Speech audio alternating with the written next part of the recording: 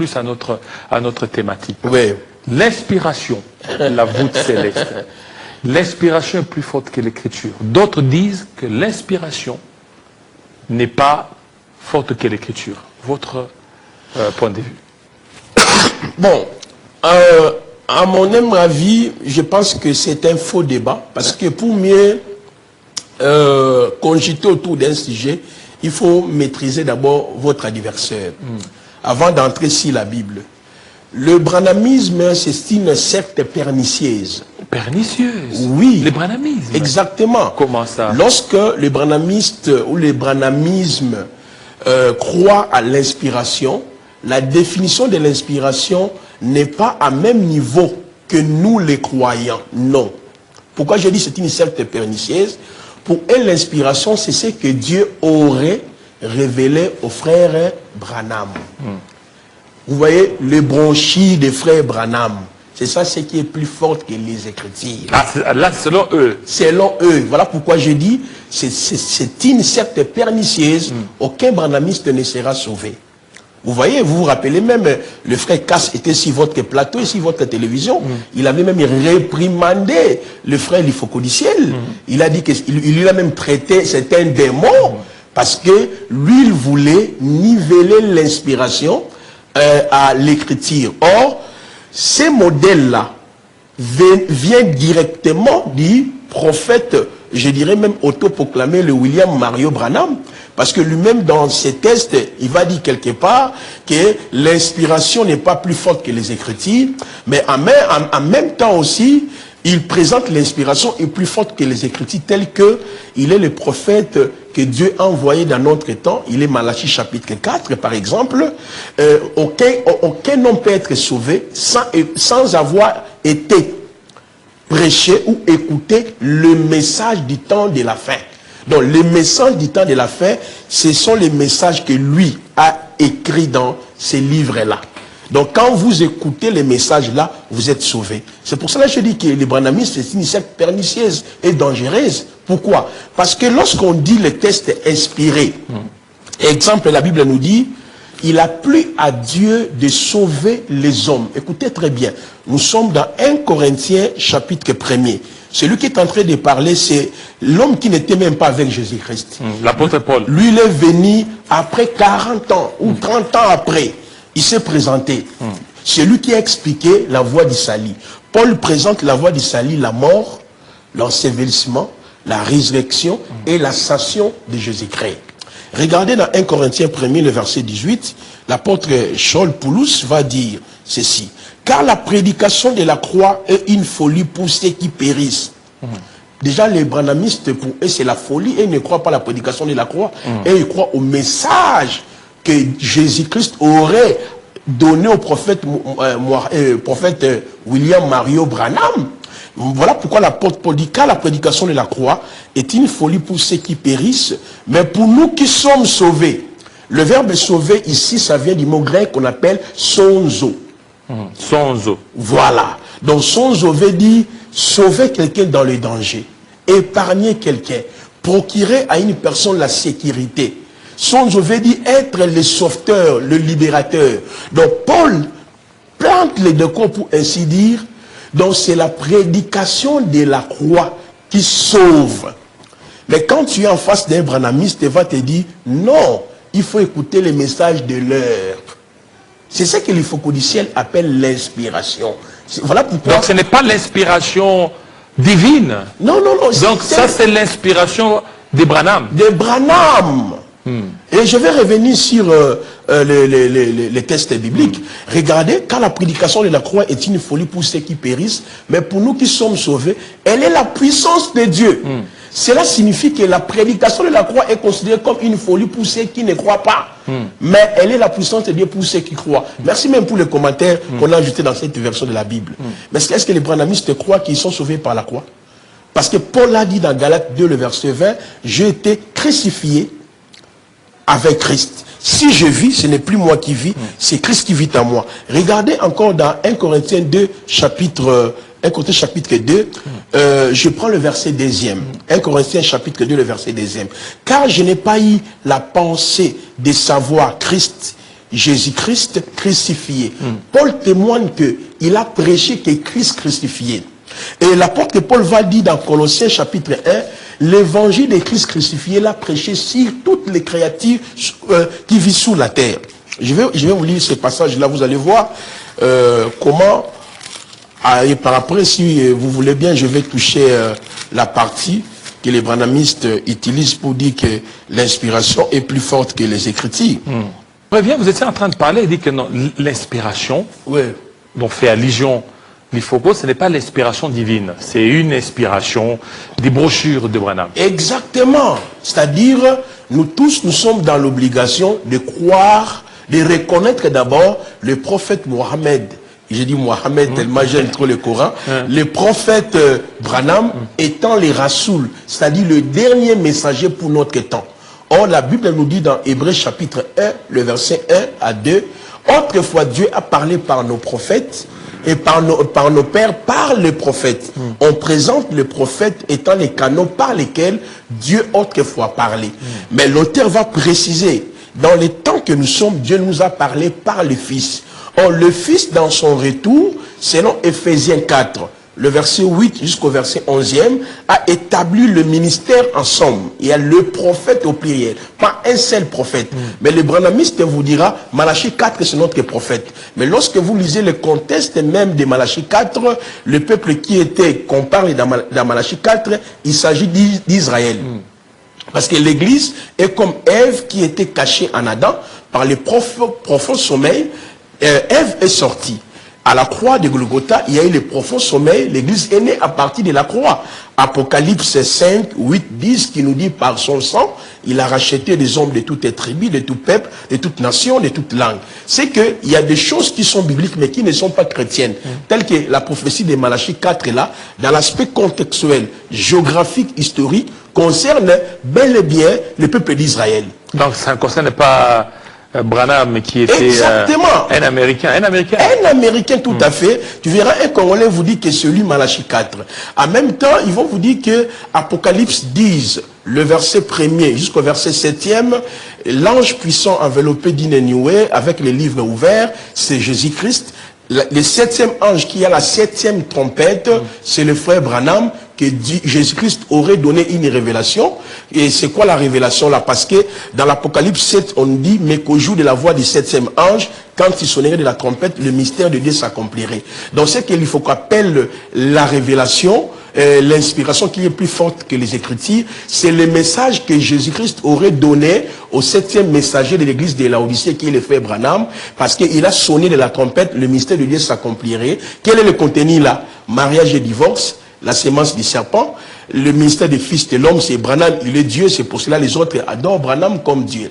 Ça c'est Luc chapitre 17, le verset 30, Genèse chapitre 18, comme Dieu est venu en chair, dans les temps que nous sommes, Branham est l'incarnation de Dieu. C'est pour cela que vous allez voir que dans cette secte pernicieuse, il y a des gens qui considèrent Branham comme Dieu, il y a des baptêmes qui se donnent au nom de Branham. C'est ce qu'ils appellent l'inspiration est plus forte que les Écritures.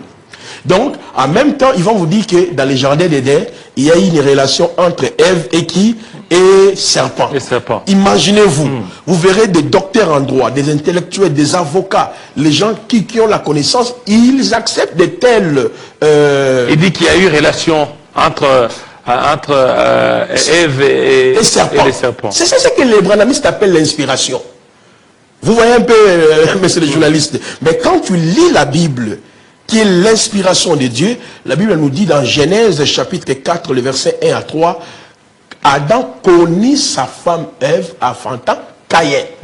Mais un intellectuel qui est envoûté, aveuglé par le message, entre guillemets, inspiré par Jésus-Christ, il ne peut pas croire à ce genre de bêtises. C'est pour cela que j'étais en train de vous dire, le branhamisme étant une secte pernicieuse et dangereuse, présente le message de Branham comme la voie pour être sauvé.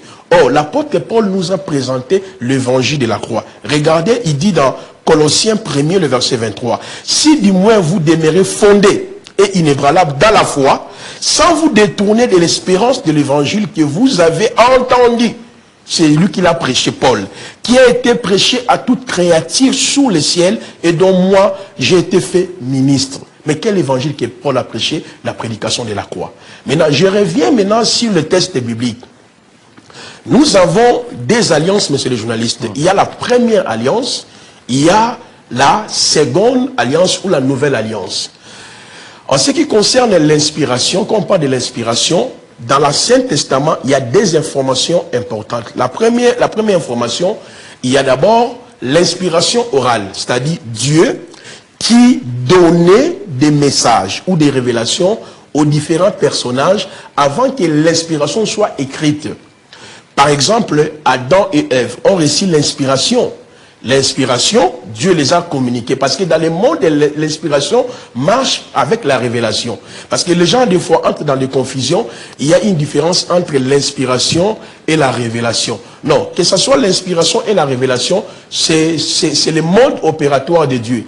Dans la révélation, Dieu parle aux troisième personne du singulier. Aux troisième personne du singulier. C'est-à-dire, Dieu s'exprime à la troisième personne du singulier. Mais tandis que dans l'inspiration, Elohim s'exprime à la première personne du singulier. Je vais vous donner un exemple simple avant de continuer. Lorsque vous êtes dans 1 Corinthiens 12, on nous parle des 9 dons spirituels. Parmi les 9 dons spirituels, nous avons le don des révélations. Les dons des révélations, il y a la parole des connaissances, parole de sagesse et discernement des esprits. Alors, c'est Dieu qui communique les dons. Parce que quand tu lis dans les versets 11e, d'abord dans les versets 4e de 1 Corinthiens 12, on nous dit diversité des dons, diversité des ministères, diversité d'opérations. Un seul esprit qui distribue les dons. Ok, ce sont les dons du Saint-Esprit. Le Saint-Esprit lui-même, c'est Dieu. Dans les dons des révélations, Dieu parle à la troisième personne du singulier. Cela veut dire la personne reçoit le message, écoute et transmet le message. Mais il y a aussi les dons de puissance, guérison, miracle et foi. Cela ne nous intéresse pas. Ce qui nous intéresse, c'est le troisième groupe, les dons d'inspiration. En ce qui concerne les dons d'inspiration, nous avons le don de la diversité des langues, le don de l'interprétation des langues, ainsi que le don de la prophétie. Là, l'Éternel s'exprime à la première personne du singulier. Parce que lui-même qui est en train de parler. Par exemple, la parole nous dit dans 2 Pierre, chapitre 1er, le verset 18 à 22. Aucune prophétie n'a jamais été donnée par la volonté d'un homme. C'est poussé par l'Esprit de Dieu que les saints hommes, les prophètes, ont parlé. Ça, c'est Dieu à la première personne du singulier qui est en train de communiquer l'inspiration. Donc là, c'était juste d'abord une précision. Dans le domaine de l'inspiration ou la révélation, le nuance est au niveau de la première personne du singulier et au niveau de la troisième personne du singulier. Mais ce qui compte, le message, l'inspiration ou la révélation, tire sa source justement à Dieu lui-même. Dans l'Ancien Testament, messieurs les journalistes, nous avons des informations. J'ai dit, il y a l'inspiration orale, c'est-à-dire Dieu qui communiquait les messages aux différents personnages. Par exemple, Adam, Caïn, Abel ont écouté la voix de Dieu. Noé, Abraham, là, l'inspiration n'était pas écrite. Jacob, jusqu'à ce que Dieu va se révéler à Moïse, c'était juste une révélation. Il lui a donné une inspiration en même temps. Lisez bien le texte d'Exode chapitre 3. Lorsque Moïse monte au mont Sinaï, c'est en ce moment-là, l'inspiration a pris fin dans sa forme d'une révélation ou d'une inspiration. Ça devient maintenant une révélation écrite ou une inspiration écrite. La première personne qui a exigé cela, c'est Dieu lui-même. Il a dit à Moïse de monter avec les 2 tablettes au mont Sinaï. Nous sommes dans Exode 19, Exode 20, 21, 22, 23, jusqu'au chapitre 31. Exode. Moïse va monter avec les 2 tablettes. Dieu va consigner l'inspiration. Lorsqu'on parle de l'inspiration, il s'agit des 613 lois. Les 613 lois, ce qu'on appelle l'inspiration ou la révélation de Dieu. Les 613 lois est réparties en 3. Il y a les lois morales, les lois civiles et les lois cérémonielles. Vous voyez? 613 lois. 613 les lois. 613 lois, ça c'est quoi? C'est le code hammurabique. Non, les 613 lois, c'est ce que Moïse a réussi au mont Sinaï, qu'on appelle le décalogue, le commandement, le mitvot en hébreu. Donc la vie sociétale de ces peuples était... Et maintenant, les 10 commandements sont venus. Ça fait partie justement des 613 lois. Donc si vous comptez, vous faisiez la comptabilité de toutes les lois qu'avait réussi par Moïse, c'est au nombre de 613 lois. Donc parmi les 613 lois, nous avons les lois morales qu'on appelle les 10 commandements. Nous avons les lois civiles, ce sont des lois qui organisent la vie sociétale d'un peuple, et nous avons les lois cérémonielles ou sacrificielles. Dans les lois cérémonielles, il y a la question de la prêtrise, du sacrifice. Au cas où vous avez violé une loi, pour la réparation de ces préjudices, il faut aller voir les prêtres, amener tel animal, et le prêtre va égorger. Ça fait partie de ce qu'on appelle les lois cérémonielles.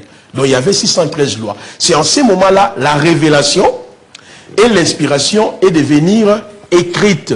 Donc lorsqu'on dit, on lit le 613 lois, c'est d'abord la révélation, c'est l'inspiration de Dieu.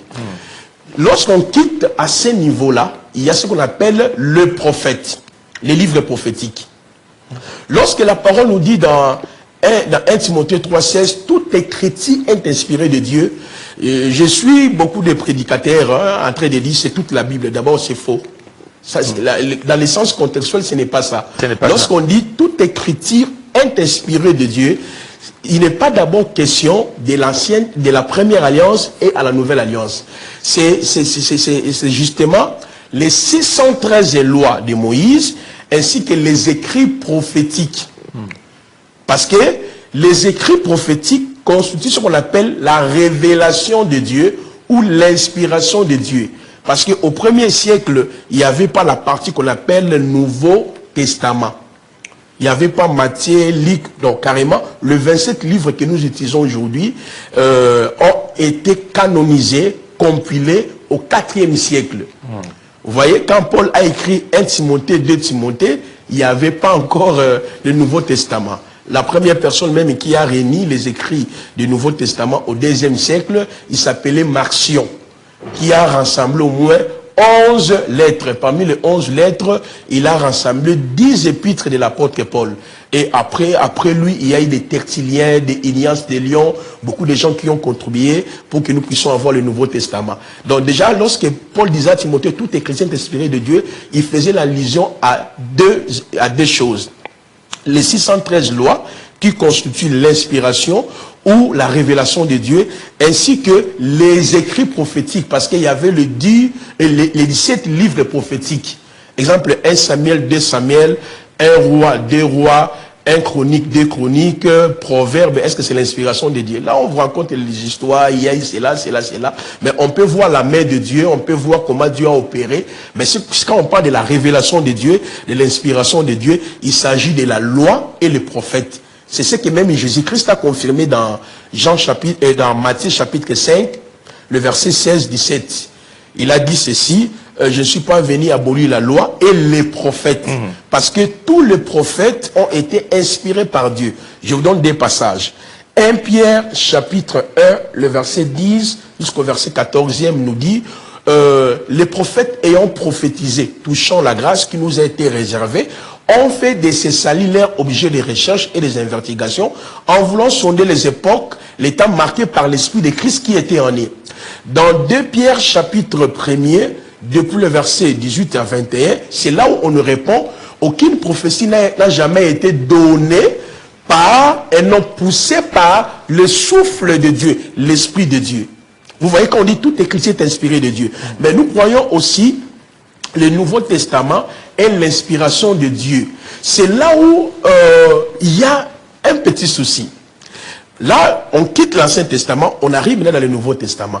Le Nouveau Testament ne commence pas d'abord dans Matthieu, Marc, Luc, Jean. Non.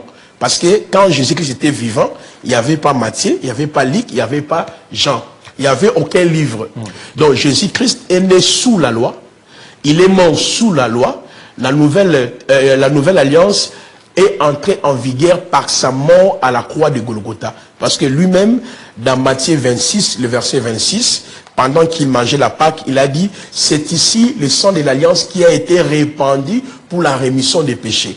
Donc lorsqu'il monte à la croix, dans les textes de Hébreux chapitre 10, le verset 18 à 22 nous dit, par sa mort, il a inauguré une route nouvelle. Donc si on doit parler des néo-testamenteurs, c'est à partir des Actes des Apôtres jusqu'à l'Apocalypse. Maintenant, Jésus-Christ a vécu sous la loi. Lorsque Jésus-Christ est arrivé, lui aussi a apporté une révélation et une inspiration. L'inspiration de Jésus était en opposition avec la révélation où l'inspiration existait par rapport aux certaines dispositions. C'est là où on peut dire l'écriture est, on peut dire l'inspiration est plus forte que les écritures. Je voulais quand même équilibrer les débats. Dans quel sens? Celui qui a l'habilité de changer la révélation, selon les textes bibliques, c'est Dieu lui-même. C'est pour cela que Dieu se présente comme législateur. Celui qui a établi des lois.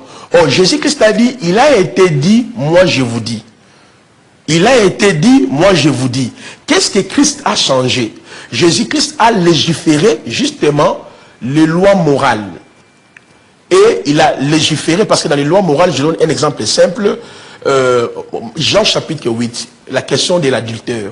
Avant d'entrer sur le mariage, la question de l'adultère. Selon la loi, quand une femme a commis l'adultère, ça fait partie de la loi morale, il faudrait que la femme soit lapidée. Mais Jésus-Christ a changé cette loi-là. Là, on peut comprendre que l'inspiration ou la révélation écrite peut être, on parle en droit, abrégée et abrogée. Vous voyez, quand on dit abrégé, vous êtes quand même mieux pour nous éclairer, abrogé et abrégé. Celui qui a cette habilité, c'est le législateur lui-même. Donc Jésus-Christ est Dieu manifesté en chair. Voilà pourquoi il a pris les lois morales, les a annihilées.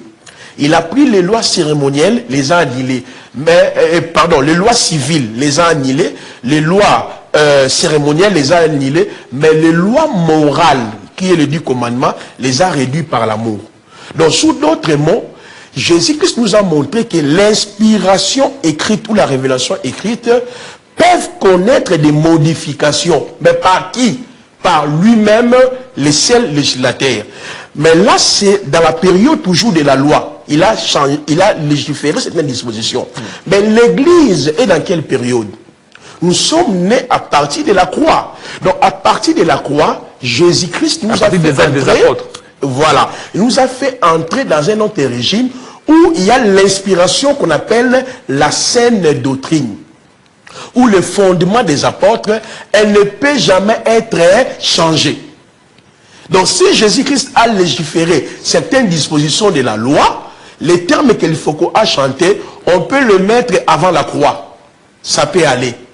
Ou certaines dispositions de l'inspiration, de la révélation. Donc mais maintenant, s'il faut être bref, c'est que l'inspiration, pour vous, oui. Est-ce que l'inspiration est-elle plus forte que les Écritures? Ou l'inspiration par rapport à ce qui est dit. Oui, oui. C'est quoi? Parce qu'on aimerait beaucoup plus savoir. Qu'on puisse enlever l'aspect des branhamistes. Non, non.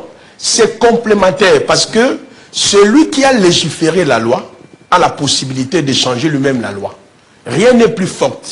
Mais c'est complémentaire. L'inspiration ou la révélation qui est orale, ça devient aussi écrite. Mais qui a l'habilité de modifier cette loi-là? C'est Dieu lui-même. Là, donc l'inspiration n'est pas plus forte que les Écritures? Jamais. Quand la Bible dit toute Écriture est inspirée de Dieu. Exactement. Mais j'ai dit la possibilité de changer l'inspiration ou la révélation par écrite, c'est à Dieu lui-même. Mais cette période a pris fin avant la croix. Après la croix de Golgotha, nous avons déjà l'inspiration écrite qu'on appelle le commandement de Dieu, qu'on appelle la saine doctrine, qu'on appelle le fondement des apôtres. Jean chapitre 7, le verset 17 à 18. Jésus-Christ a dit quoi? Ma doctrine vient du ciel. Donc il confirme que l'enseignement que lui l'a porté, c'est quoi? La révélation ou l'inspiration vient du ciel. Dans Jean chapitre, là nous sommes dans Jean 7, le verset 18 jusqu'au verset 20. Maintenant dans Jean chapitre 17, lorsqu'il est arrivé presque au soir de sa vie, il a réuni ses disciples dans sa prière sacerdotale. Et qu'est-ce que Yahushua dit? Il dit, Père, je ne prie pas seulement pour eux, mais je prie pour ceux-là qui vont accepter mon évangile à travers les apôtres, que nous soyons un. Donc il a planté les décors, c'est-à-dire la doctrine qu'il a imposée, elle ne peut jamais être changée. Donc pour le moment, il y a l'inspiration apostolique telle que les apôtres ont laissé. Et ce qui peut se faire aujourd'hui, c'est peut-être les gens peuvent être illuminés sur l'inspiration qui a été dite. Merci, monsieur le journaliste. Et c'est pour cela, il y a 3 termes qui compliquent les gens. Voilà, l'illumination. Il y a le terme l'illumination, révélation ou l'écriture. Parce que quand on parle des Écritures, il y a la première alliance, ça constitue les Écritures. Quand on parle aussi de la nouvelle alliance, il y a ce qu'on appelle les Écritures. Dans les Écritures, ce qu'on appelle la doctrine. La sainte doctrine, comme je viens de dire, l'enseignement que Christ a légué à ses apôtres. Dans Matthieu 28, le verset 17 à 20, il a dit « Enseignez-leur tout ce dont je vous ai prescrit ».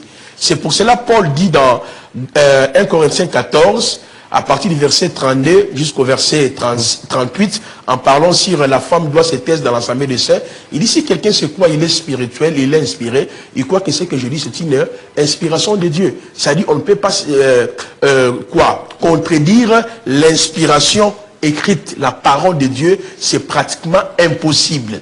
Maintenant, les gens confondent l'illumination, l'écriture et l'inspiration. Pour nous, ce qui existe, c'est l'illumination. C'est quoi une illumination? C'est la compréhension d'un texte biblique. Je peux lire par exemple Éphésiens chapitre 1er. Non, Colossiens chapitre 1er, le verset 12. Où il est écrit, rendez grâce au Père qui nous a rendus capables d'avoir part à l'héritage des saints, qui nous a délivrés de la puissance des ténèbres et nous a transportés dans le royaume des filles de son amour. Je peux lire comme ça, mais je ne comprends pas. Maintenant, quelqu'un qui est illuminé, c'est-à-dire qui est éclairé par les yeux de l'esprit, il peut vous dire non. Le Père qu'on parle ici, regardez dans Malachie 2:10, Dieu se présente étant le seul Père. Le Père là c'est Dieu, le Fils là c'est Jésus. Ça c'est vous êtes illuminé. Illuminé. Ah bon? Tu vois l'éclairage.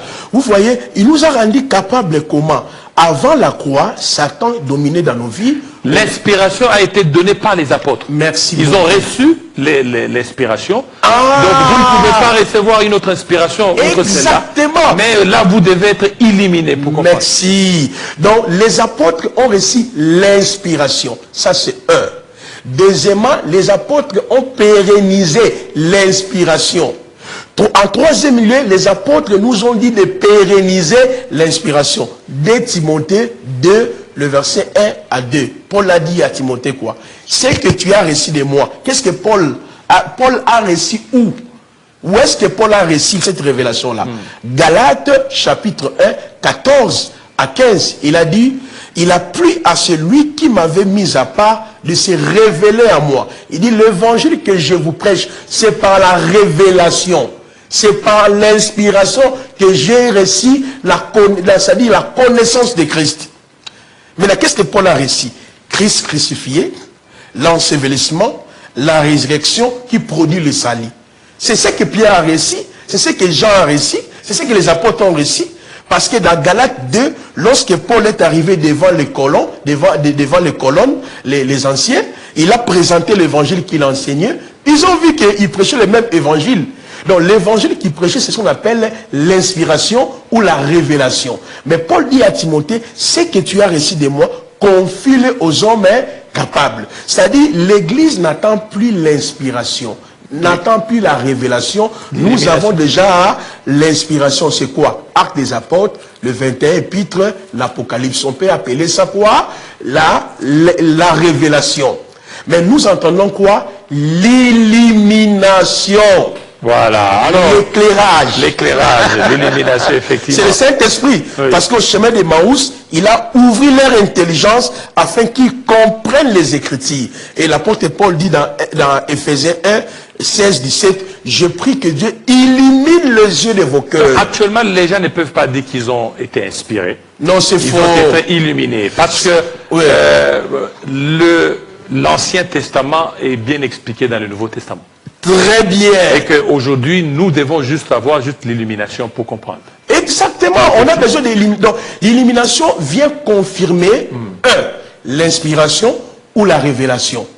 Maintenant, la révélation ou l'inspiration reste au niveau des dons la prophétie ou le don des paroles de connaissance. C'est pour cela que la parole nous dit ceci. Regardez bien, dans Romains chapitre 12, le verset 4 à 8. Celui qui a le don des révélations. Parce que dans les dons des révélations, je vous ai parlé, il y a le don de la parole de connaissance. Dans les dons d'inspiration, je vous ai parlé, il y a le don de la prophétie. On dit, il doit l'exercer en proportion de la foi. Voilà. Donc, en proportion de l'inspiration, illumination. Parce qu'il n'y a aucune autre révélation. Puisque vous aviez, il y a un sujet très important au niveau de mariage, au niveau des divorces. Est-ce qu'un pasteur divorcé peut enseigner ou peut prêcher? Bon, je vous l'ai dit d'abord, dans la Nouvelle Alliance, les remariages, le divorce, la répudiation n'existent pas. Ce sont des termes du vétérotestamenteur. Donc dans l'Ancien Testament ou la première alliance, qu'on pouvait parler du remariage, divorce, la répudiation. Mais dans la Nouvelle Alliance, on parle de la séparation. Parce que les remariages, le divorce, la répudiation n'existent pas. Ok? C'est le mariage monogamie qui est proclamé. Mais on parle plutôt de la séparation lorsque vous êtes dans un mariage mixte. Vous voyez, parce que dans le Nouveau Testament, on présente deux sortes de mariages. Le mariage entre frères et sœurs, comme Paul dit dans 1 Corinthiens 7, il souhaitait vraiment qu'on puisse se marier dans le Seigneur. Parce que si nous sommes dans le Seigneur, exemple, ton mari ou ta femme a triché, c'est le pardon qui doit être au centre. 1 Corinthiens 13, l'amour supporte tout, l'amour est ceci. Ça, c'est les mariages entre frères. C'est pour cela, dans les mariages entre frères et sœurs, la notion de la répudiation, la notion de divorce et les remariages n'existent pas. Parce que dans l'Ancien Testament, il était autorisé. Pourquoi? Par quel motif? Lorsqu'il y a l'adultère. Mais quand Jésus-Christ est venu, il a ramené l'adultère n'est pas sur la femme. Parce que dans l'Ancien Testament, l'adultère était beaucoup plus cité par rapport à la femme. Mais dans le Nouveau Testament, l'homme aussi peut commettre l'adultère. Quiconque regarde une femme pour la convoiter a déjà commis l'adultère. Donc un chrétien qui est né de nouveau, ou une sœur qui est née de nouveau, même si l'homme a commis l'adultère ou la femme a commis l'adultère, je dis ça peut arriver, nous sommes dans le monde, ok? On ne peut même pas parler de la répudiation ou des remariages, ça n'existe pas. Mais lorsque vous êtes dans les mariages mixtes, 1 Corinthiens 7, en ces moments-là... Mixte, c'est-à-dire, il faut expliquer, mixte, c'est-à-dire le croyant et les non-croyants. Exactement, parce que c'est difficile de dire que ta femme est croyante ou elle n'est pas croyante. Parce que tout le monde dit seulement, je suis croyante. Mais vous allez les remarquer dans votre évolution, dans votre situation maritale. C'est là où il faut ramener tous les indices de culpabilité pour dire que ma femme, en réalité, elle n'était pas croyante. C'est en ces moments-là que vous pouvez se séparer.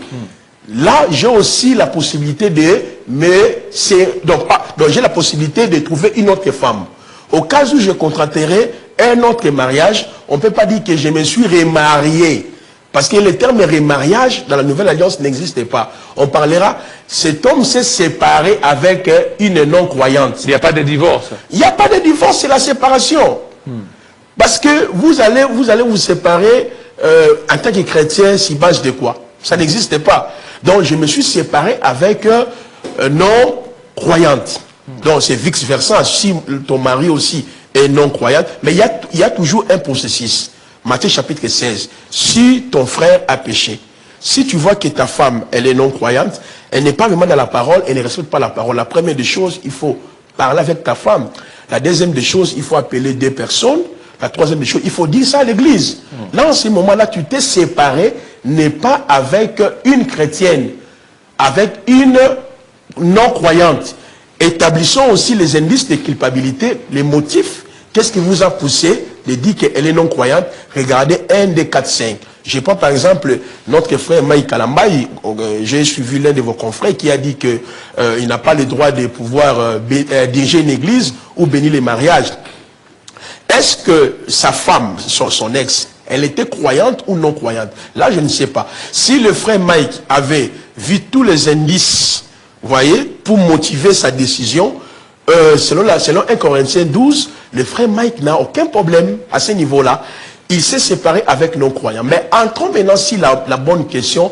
Est-ce que un pasteur divorcé peut prêcher ou diriger une église? Mais j'ai dit qu'un pasteur d'abord, c'est d'abord un enfant de Dieu. Un enfant de Dieu, pour lui, il n'y a pas la répudiation, il n'y a pas les remariages. Donc, les termes là, ça ne marche pas. Mais si on peut aller dans le sens du ministère, pour être pasteur, prophète, docteur, évangéliste, il n'y a pas les critères sur la terre. Donc, pour être pasteur, prophète, docteur... Mais la Bible parle de l'évêque, il dit l'évêque... Non, j'arrive sur l'évêque. Pour être pasteur, ça fait partie des décrets divins. C'est ce que Paul dit dans 1 Corinthiens, même dans Romains chapitre 1, le verset 1 à 2. Dieu l'a appelé, il l'a mis à part. Dans Galates chapitre 1er, verset 14 à 6, c'est lui, il a plu à celui qui m'avait mis à part dès le vent de ma mère de se révéler à moi. Les critères passent par Dieu lui-même. Dans le conseil céleste, il a des critères que tu sois apôtre, prophète, docteur. Donc c'est Dieu lui-même qui décide que tu sois apôtre, prophète et docteur. Donc un homme sur la terre ne peut pas décider pour que tu sois pasteur et prophète. Mais pour devenir évêque, il y a 4 critères. D'abord, le Saint-Esprit va témoigner. Là, nous sommes dans Actes chapitre 20, le verset 28 à 29. Paul a dit aux anciens, le Saint-Esprit vous a établi évêque. Deuxième critère, il faut que les pasteurs puissent désigner un évêque. Donc, quand je parle des pasteurs, les prophètes, les docteurs, ce sont eux qui doivent vous établir. Troisième critère, c'est l'Église qui doit attester par rapport à votre conduite. Quatrième critère, ce sont les hommes, les païens, qui doivent aussi contribuer à votre... L'évêque n'est pas pasteur. Non, par définition, un pasteur c'est un évêque, parce que l'évêque veut dire épiscopos. Épiscopos, c'est un mot grec qui veut dire surveillant, un intendant, donc celui qui surveille la doctrine. Donc un pasteur, un prophète est d'abord un évêque parce qu'il enseigne. Mais le ministère des évêciens, c'est le ministère pour l'église locale. L'église locale. Donc les évêques sont comme des petits bitinda. Donc c'est comme des garçons de course des pasteurs. Vous voyez un peu des évêques. Donc des évêques travaillent justement pour pouvoir aider les pasteurs. Donc voilà pourquoi tu ne peux pas, si tu es évêque dans l'église d'exemple de Lemba, tu ne peux pas être évêque dans l'église de Lemba, de Matete. Donc évêque c'est un ministère éphémère. C'est un ministère circonstanciel pour pouvoir aider ceux qui sont appelés à être apôtres, prophètes, docteurs, évangélistes. C'est pour cela qu'on peut destituer un évêque lorsque les conditionnalités ne sont pas respectées.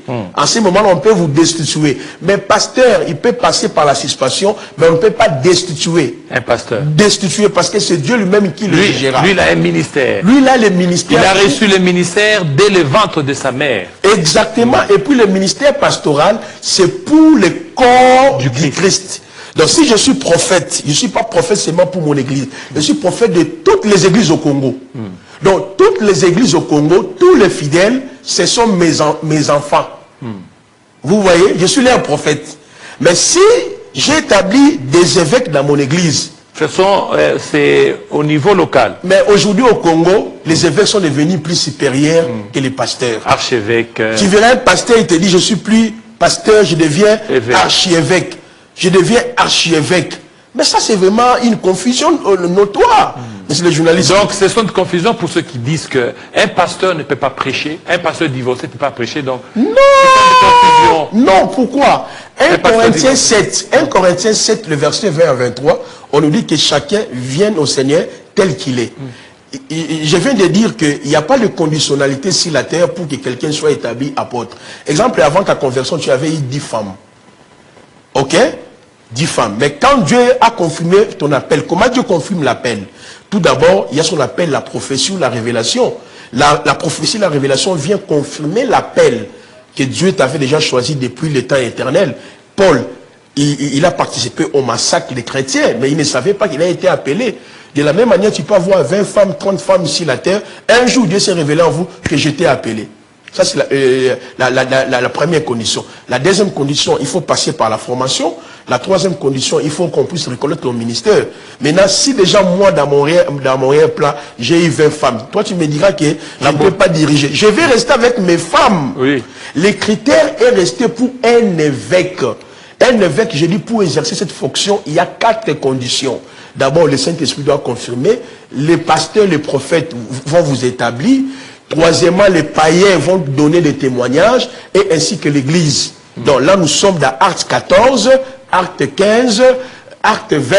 Je donne les passages, et 1 Timothée 3. 1 Pierre 5, le verset 1 à 3. Donc tout pasteur est évêque dans le sens où nous assumons, nous jouons le même rôle d'enseigner la parole. Voilà pourquoi les évêques sont là aussi pour faire asseoir les pasteurs lorsqu'il y a une déviation. Mais un pasteur a le droit de destituer un évêque et de les remplacer par un autre évêque. Donc cette déclaration qui consiste à dire que un divorcé ne peut pas... Un pasteur divorcé. Un divorcé, non, ça prouve que la personne qui a tenu de tels discours... un but de lui-même. Voilà, donc c'est vraiment un enfant de l'écodime. Il ne maîtrise pas la Bible. Voilà, merci beaucoup, prophète Placide Massessé, de nous éclairer. Il y a beaucoup de sujets, beaucoup de sujets. Nous ferons certainement appel à vous pour certainement nous donner des plus amples éclaircissements. Tout à l'heure, Bob Ambongo, pendant quelques minutes, il sera avec nous.